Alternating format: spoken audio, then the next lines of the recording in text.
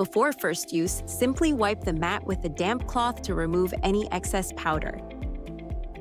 To prevent mold or mildew buildup, air dry the mat in a ventilated area every week or two. If it gets dirty, use the included sandpaper, soft sponge, or brush to scrub off stains. Rinse it with warm water and leave it overnight to recover. Don't dry it in the sun, soak it in water for a long time, or place it on soft or heated floors. This can cause warping or cracks.